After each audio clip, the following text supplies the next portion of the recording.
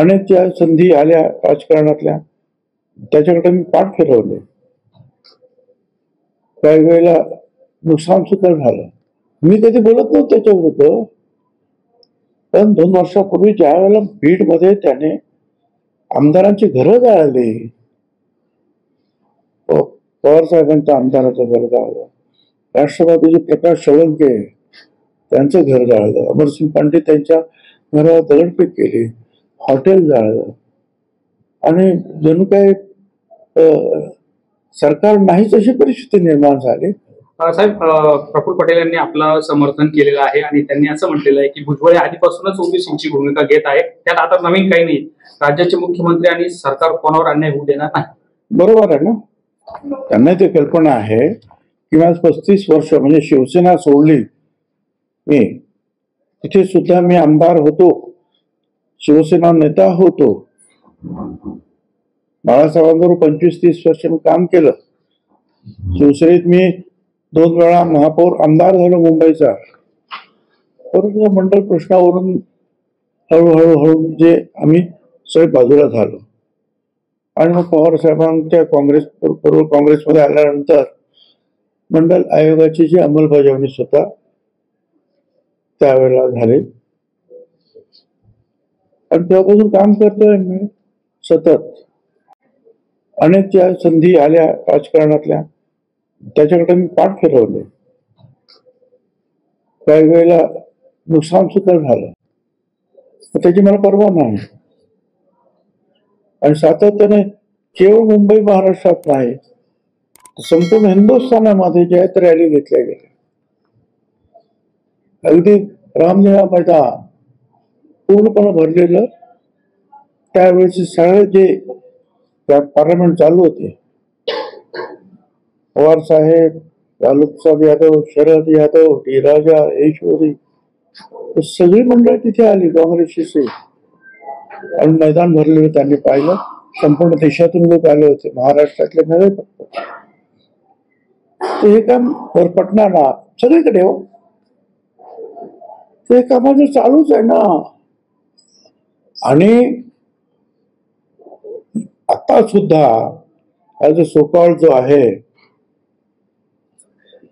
वाळूवाल्यांचा आणि दारूवाल्यांचा नेता आहे तो,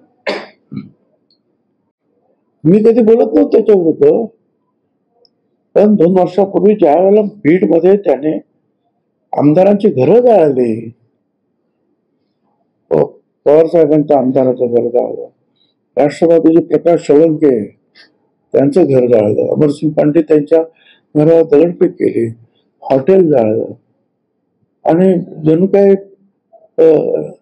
सरकार नाहीच अशी परिस्थिती निर्माण झाली. मग मी गेलो आणि मग मी त्या लढाईला सुरुवात केली आणि ते पण तिकडे सांगून राजीनामा देऊन मी जात आहे, मी आता भूमिका घेणार. आणि त्यावेळेस त्यांनी सांगितलं की तुम्ही तुमची भूमिका मांडा, आमचं काही म्हणणार नाही, राजीनामा काही प्रश्न येत नाही. तर नवीन काही नाही ना. आणि तो जो आहे काहीतरी बोलतो आपला, तिथे हॉस्पिटलमध्ये झोपतो का, उतरली त्याची एक ताबडतोब तुम्ही तिथे असता बरोबर, ताबडतोब काहीतरी गडबड करतो. आता त्याला उत्तर नव्हतं, किती ऐकायचं.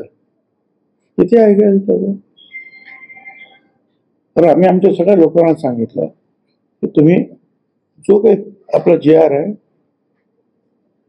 तो नजरेसमोर ठेवून भाष्य करायचं.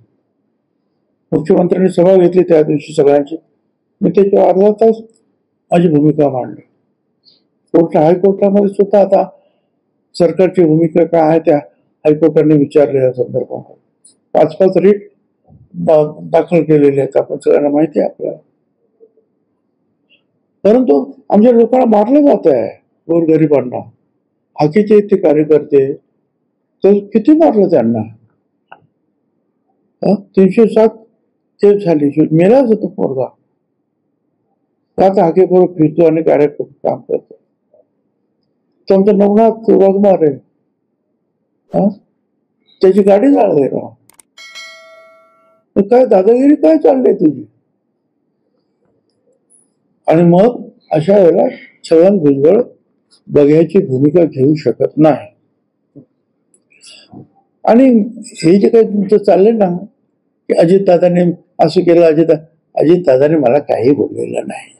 आणि अजितदादा काय बोलायचं असेल ते बोला, आणि मला बाजूला घेऊन बोलतील हे करा, असं करा, असं करा, हे करा, हे करा. समज तुम्ही काय ते वडाची चाल मग काय लावता ना, चळ वडायला लावता काय, तसं तुमचं चाललेलं. त्याच्यामुळे तो काहीच मुद्दा येत नाही.